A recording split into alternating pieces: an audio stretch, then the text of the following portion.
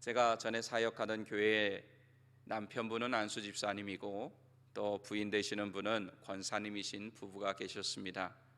하루는 이분들과 이야기를 나눌 기회가 있었는데요. 그 당시 이분들은 이미 결혼하신 지 50년이 넘으셨습니다. 그러니까 지금 대충 봐도 벌써 한 결혼하신 지 60년이 넘으셨을 것 같습니다. 그런데 이 두 분은 결혼할 때 오늘 본문에 나오는 이삭과 리브가처럼 결혼 전에 서로의 얼굴을 한 번도 보지 않은 상태에서 부모님의 결정으로 결혼을 하게 되었다고 하셨습니다. 그런데도 지금까지 두 분은 주님 안에서 행복하고 건강한 결혼 생활과 신앙 생활을 하고 계십니다. 반면에 요즘은 어떻습니까? 10년을 교제하면서 사귄 후에 서로 잘 안다고 생각을 해도 1년도 안 되어 이혼을 하는 경우도 많습니다. 오늘 본문에 보면 이제 앞에 길게 정말로 한 편의 드라마와 같고 영화와 같은 그런 내용이 정리가 되면서 평범한 삶으로 이야기가 24장이 마무리되고 있는 것을 볼 수가 있습니다. 리브가가 아브라함의 종을 따라 이삭이 사는 곳으로 갑니다. 그리고 그곳에서 이삭을 만나서 이삭의 어머니 사라의 장막에 거하며 이삭과의 결혼 생활을 시작하는 그런 이야기가 나옵니다. 저는 오늘 본문 말씀에 의지해서 그리스도인의 삶은 하나님의 약속 안에 있다라는 제목으로 세상 사람들과 함께 이 땅에서 일상의 삶을 살아가는 우리 그리스도인들의 삶의 모습은 어떠해야 하는지 우리에게 주시는 두 가지 은혜를 나누고자 합니다. 첫 번째로, 그리스도인은 하나님의 약속 안에서 삶의 가치를 추구해야 합니다. 삶의 가치. 어디 안에서요? 하나님의 약속 안에서 삶의 가치를 추구해야 된다. 오늘 함께 읽은 본문은 이삭이라고 하는 총각과 리브가라고 하는 처녀가 만나 결혼하여 부부가 되어 살게 되는 이야기입니다. 우리가 결혼의 과정이 워낙 드라마틱하고 영화 같아서 그렇지 결혼 자체를 놓고 보면 지극히 일반적이라고 할 수가 있습니다. 그런 점에서 보면 창세기 24장에 나오는 아브라함이 며느리를 구하고 또 이삭이 장가가는 이야기도 다른 사람들과 비슷한 삶이라고 할 수 있습니다. 그럼에도 이들의 삶은 세상 사람들과는 다른 삶이었습니다. 왜 그럴까요? 다른 사람들과 똑같이 결혼하고 시집가고 장가가고 그렇게 생활했는데 왜 이들의 삶이 세상과는 다른 삶이라고 할까요? 그것은 일반 사람들의 일상생활은 모두 자기 자신의 행복에 집중되어 있지만 아브라함과 이삭의 일상은 자신들의 행복이 아니라 하나님의 약속에 집중되어 있었기 때문에, 좀 더 구체적으로 말하면 하나님의 약속을 성취하는 것에 집중되어 있었기 때문입니다. 그래서 마치 그들이 다른 세상을 사는 사람처럼 느껴지기도 합니다. 믿음의 조상인 아브라함은 그 당시 사람들과는 다른 세상을 살았던 인물입니다. 현실의 눈에 보이는 삶은 그 당시 지역에 살던 사람들과 같았지만 삶에 대한 생각, 그가 추구하는 인생의 가치, 그리고 삶의 방향, 바라보는 모든 것이 달랐습니다. 왜 그런 차이가 날까요? 세상 사람들과 아브라함과 왜 그런 삶의 차이가 날까요? 그것은 하나님의 약속을 받은 사람과 그렇지 않은 사람의 차이로 설명이 되어질 수 있습니다. 홍수 심판 때도 하나님의 말씀대로 방주를 지어 심판 가운데 살아남은 그런 노아도 마찬가지입니다. 노아가 당시의 사람들과 일상이 달랐던 것이 아닙니다. 그들과 다를 바 없이 먹고 마시고 결혼했습니다. 하지만 노아는 하나님의 약속이 있었습니다. 그렇기 때문에 약 100년 동안이나 방주를 만들 수 있었습니다. 다른 사람들은 현재의 행복과 만족을 위해서 자신의 육신의 욕구를 위해 먹고 마시고 시집가고 장가드는 일에서 삶의 가치를 찾았지만 노아의 삶은 하나님의 약속의 말씀 안에서 가치를 추구하며 살았던 것입니다. 수천 년이 지났지만 자신의 행복을 추구하며 사는 삶을 사는 것 예나 지금이나 많이 다르지 않습니다. 그래서 예수님은 마태복음 24장에서 마지막 때를 말씀하시면서 이렇게 노아의 때와 같다고 하셨습니다. 마태복음 24장 36절에서 39절의 말씀을 같이 읽어보겠습니다. 그러나 그 날과 그때는 아무도 모르나니 하늘의 천사들도 아들도 모르고 오직 아버지만 아시느니라. 노아의 때와 같이 인자의 임함도 그러하리라. 홍수 전에 노아가 방주에 들어가던 날까지 사람들이 먹고 마시고 장가들고 시집가고 있으면서 홍수가 나서 그들을 다 멸하기까지 깨닫지 못하였으니 인자의 임함도 이와 같으리라. 아멘. 여러분과 저도 노아, 아브라함, 이삭과 마찬가지로 하나님의 약속을 받은 사람들입니다. 믿으십니까? 어떤 약속입니까? 우리 보통 새 언약이라고 그래서 표현을 하죠. 하나님의 아들이신 예수님을 유일한 구세주로 믿으면 영생을 얻게 되고 천국에 가게 된다는 새 언약을 받은 사람들입니다. 그러므로 우리의 일상생활이 눈으로 보기에는 믿지 않은 사람들과 별반 다르지 않아요. 똑같이 일어나고 똑같이 일하고 똑같이 먹고 그렇게 살아가고 있습니다. 하지만 그 삶이 추구하는 가치는 분명히 달라야 합니다. 왜요? 우리는 하나님의 약속의 말씀을 받은 사람들이기 때문입니다. 약속이 없는 사람들의 삶의 가치는 그들의 행복한 삶에 있지만 우리의 삶의 가치는 예수님에게 있고 또 영생에 있고 천국에 있습니다. 다른 생명들을 살리는 일에 있고 하나님의 나라를 이 땅 가운데 이루는 데 우리의 삶의 가치가 있습니다. 그래서 세상 사람들이 볼 때 그리스도인의 삶은 같지만 달라야 하는 것입니다. 추구하는 가치관이 다르면 일상의 삶 속에서 다르게 살 수 있습니다. 예를 들어서 어떤 사람이 인생의 최고의 가치를 돈에다 두고 있다, 이렇게 한번 생각해 보시기 바랍니다. 그러면 그 사람은 어떻게 살아가겠습니까? 돈이 최고의 가치이기 때문에 돈을 중심으로 살아가고 돈을 쫓아가면서 살아가고 돈을 벌려고 수단과 방법을 가리지 않고 살아가게 됩니다. 또 성공을 인생의 최고의 가치로 놓은 사람은 그 성공을 쫓아가면서 살게 되고 있고요. 또 자녀들을 인생의 최고의 가치로 놓고 사는 사람들은 그 자녀가 잘 되는 것만을 바라서 그것을 쫓아가고 그것을 위해서만 살아가게 되는 것입니다. 마찬가지로 우리의 인생의 최고의 가치를 예수님께 두고 하나님께 두고 하나님이 하신 말씀에 둔다고 하면 우리는 무엇을 쫓아가며 살아가게 되어 있습니까? 너무 쉬운 걸 여쭤봐서 웃음으로 대답하시는데 괜찮습니다. 웃음으로라도 대답해 주셔서 너무 감사합니다.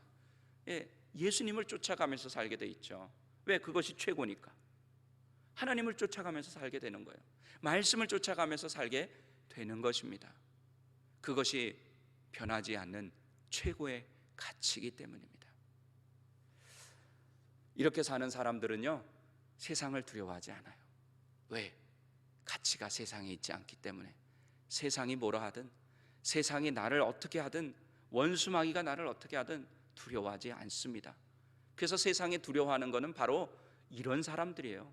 세상의 가치와는 다른 가치를 두고 사는 사람들. 그런데 세상이 교회를 보고 그리스도인을 볼 때 자기들하고 똑같은 가치를 가지고 사는 사람 같거든요. 그죠? 자기들하고 똑같이 그렇게 사는 사람 같으니까 그 다음부터는 어떻게 되는 거예요? 손가락질하게 되고 무시하게 되고 비난하게 되는 것입니다. 우리가 빨리 가치를 바꿔야 돼요. 교회의 가치, 우리 그리스도인의 가치를 잠깐 딴 데로 돌렸다고 하면 다시 하나님께로, 예수님께로, 말씀으로 다시 집중해야 합니다. 그러면 어떤 어려움, 시련, 위기가 다가와도 긍정의 믿음의 눈으로 바라볼 수 있습니다. 또 하나님의 약속의 말씀에다 가치를 두고 바라보기 때문에 모든 것이 하나님의 말씀대로 합력하여 선으로 바뀔 것을 믿으며 살아갈 수 있습니다. 우리 모두 눈에 보이는 현재적인 것에만 소망을 두지 말고 아브라함과 이삭과 리브가처럼 하나님의 약속의 말씀에 소망을 두고 살아가시기를 바랍니다. 그럴 때 아브라함과 이삭과 그 외 많은 믿음의 조상들, 믿음의 선배들처럼 하나님 나라의 가치를 가지고 또 하나님이 주시는 진짜 행복을 가지고 살게 될 줄로 믿습니다. 두 번째로, 그리스도인은 하나님의 약속 안에서 삶의 위로를 얻어야 합니다. 여러분들 또 한번 여쭤보겠습니다. 요즘 살아가면서 살만하십니까? 삶이 재밌으십니까? 예전 같습니까? 젊었을 때 같으세요? 제가 부정적인 대답을 원하고 드리는 말씀은 아니고요. 우리가 여러분이 지금 살아가면서 여러분의 최고의 위로가 되는 것은 무엇입니까? 우리 여기 할머니들이 계시니까 손주들 보면, 손녀들 보면 위로가 되시죠? 안 되세요? 위로가 돼요. 왜? 하나님이 주신 선물인데. 그죠? 자녀들을 보면 위로를 우리가 얻습니다. 그것도 하나님이 주셨기 때문에. 자녀들도. 그래, 이렇게 모든 자연 만물을 바라보고 꽃을 바라보면서도 우리는 어떤 위로를 얻습니다. 왜? 그것도 하나님이 만들어 주신 것이기 때문에 그렇습니다. 근데 이런 모든 것들도 다 하나님이 주신 것이기 때문에 그 속에서 위로를 얻지만 우리의 인생의 최고의 위로는, 진짜 위로는 어디서 얻어야 하느냐? 하나님의 약속 안에서 얻어야 된다 하는 것을 말씀드리려고 하는 것입니다. 오늘 본문에 나오는 이삭과 아브라함의 결혼 자체는 아주 일상적인 삶이라고 했습니다. 다른 사람들도 다 그렇게 사니까. 그래서 오늘 본문 같이 읽어보셨지만 별 특별한 내용이 있습니까? 그 전에는 막 특별한 내용이 있었죠. 막 하나님이 드라마틱하게 영화처럼 인도하셨으니까, 기적처럼 인도하셨으니까. 근데 그 긴 24장을 마무리하면서 보니까 아주 평범하게 마무리해요. 다른 사람들과 별다른 삶이 아닌 것처럼 똑같이 마무리합니다. 하지만 우리가 또 예수 믿는 사람이고 또 우리가 약속의 말씀을 받은 사람이니까 그것을 기록해 놓으신 이유가 있지 않겠습니까? 우리가 한 가지 유심히 봐야 하는 대목이 있습니다. 67절 마지막 절에 보면 이삭이 리브가를 아내로 사랑하였다고 하고 그의 어머니 사라를 장례한 후에 위로를 얻었다, 그렇게 말하고 있습니다. 우리 본문 67절 다시 한번 읽어보겠습니다. 이삭이 리브가를 인도하여 그의 어머니 사라의 장막으로 드리고 그를 맞이하여 아내로 삼고 사랑하였으니 이삭이 그의 어머니를 장례한 후에 위로를 얻었더라. 아멘. 모친의 죽음으로 상심해 있던 마음이 리브가와의 결혼으로 위로를 얻었다는 말은 조금 말이 되는 것 같으면서도 쉽게 이해가 되지는 않습니다. 왜냐하면 오히려 어머니 사라가 아들 이삭의 결혼을 보지 못하고 죽었음을 생각한다면 어떤 마음이 들겠습니까? 더 상심이 되지 않겠습니까? 아, 우리 어머니가 내가 결혼하는 것 보고, 내가 자식을 낳는 것 보고 돌아가셨으면 얼마나 좋았을까 하는 그런 생각하는 게 자녀들의 마음 아닙니까? 그렇죠? 그런데 오늘 보니까 어머니를 장례한 후에 위로를 얻었다, 그렇게 이야기합니다. 그러므로 본문이 말하는 이삭이 얻은 위로는 그런 어떤 결혼이라고 하는 기쁨으로 또는 아내를 맞이한 것으로 일반적인 사람들이 얻는 그 기쁨으로 위로를 얻은 것이 아니라고 하는 것을 우리는 알 수가 있습니다. 위로의 내용은 성경에 정확하게 나와 있지 않지만 이삭이 리브가를 어머니 사라의 장막으로 드리고 아내로 삼고 사랑한 것으로 위로를 얻었다는 말씀에서 힌트를 얻을 수가 있습니다. 자, 이때 당시만 해도 아버지 아브라함이 살아 있었습니까? 살아 있었죠, 그죠? 네, 살아 있었어요. 그런데 보면 만약에 아들이 결혼을 했어요. 그래서 아내를 얻었어요. 그럼 누구의 장막으로 드리는 게 맞습니까? 그죠? 본인의 장막 내지는 그를 위해서, 아내를 위해서 따로 장막을 마련해 주어야 할 것 같은데 아직 아버지가 살아 계신데 아버지의 아내인 어머니 사라의 장막으로 자신의 아내를 드렸다. 그리고 그 안에서 사랑하고 그로 인해서 위로를 얻었다. 그렇게 말하고 있는 것입니다. 자, 무슨 말씀을 드리려고 하냐 하면, 사라는 누굽니까? 요즘 오늘 너무 쉬운 질문을 드려서 당황하시는데, 아브라함의 아내죠, 그죠? 아브라함의 아내요. 그리고 사라도 하나님의 언약의 말씀을 받은 사람이에요. 내 몸에서 나는 자라야 내 후손이 될 것이다. 즉 사라의 몸을 통해서 태어나는 자라야 아브라함의 후손이 될 것이라 하는 그런 약속의 말씀을 받은 여자였습니다. 그 여자가 살던 장막에 누가 들어온 거예요? 이삭의 아내인 리브가가 들어온 거예요. 즉 무슨 뜻입니까? 우리가 영적으로 그 사라에게 약속하신 그 언약의 말씀이 누구에게도 그대로 이어지고 있다는 거예요. 이삭의 아내인 리브가에게 그대로 이어지고 있다는 거예요. 그래서 그 이삭이 그 아내를 바라보면서 내 아버지, 내 어머니에게 약속하신 그 하나님의 언약의 말씀이 지금 내 아내를 통해서, 나를 통해서 그대로 성취되어지고 있구나 하는 그것을 바라보면서 위로를 얻었다는 것입니다. 아브라함과 이삭은 하나님의 약속의 말씀을 받은 사람들로서 몸은 세상에서 먹고 마시며 살았지만 그들의 생각이나 추구하는 가치는 세상과 전혀 달랐습니다. 이런 삶이 예수 그리스도를 통해 구원의 약속을 받은 그리스도인의 삶이 되어야 합니다. 새 언약을 받은 우리의 삶이 되어야 합니다. 약속을 받지 못한 사람들의 삶의 가치는 자신만의 행복에 있기 때문에, 자신이 정한 그 가치 기준에 있기 때문에 그것이 이루어질 때만 행복할 수 있어요. 쉬운 예로 여러분들이 자녀에 대한 가치를 예를 들어 다 그런 것은 아니니까 예니까 이해하시고 들으시기 바랍니다. 이제 대학 입학을 앞둔 자녀가 있어요. 근데 여러분들이 자녀에 대한 생각이 있잖아요. 인생의 가치가 두고 있는 게 있잖아요. 여러분들만의. 만약에 여러분들이 그 인생의 자녀들의 인생에 그때 당시에 대학 진학을 앞둔 자녀의 인생의 가치를 인류대학에 들어가는 것, 아이비리그 대학에 들어가는 것, 이런 것에 두었어요.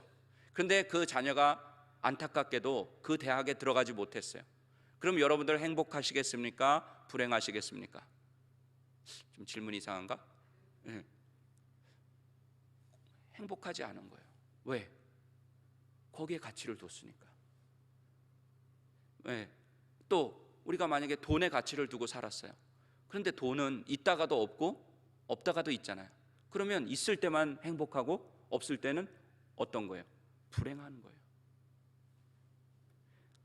하지만 우리가 영원히 변하지 않는 하나님, 예수님, 어제나 오늘이나 영원토록 변치 않으시는 그 예수님께 우리의 인생의 최고의 가치를 두고 살아가면 우리는 날마다 행복할 수 있는 거예요.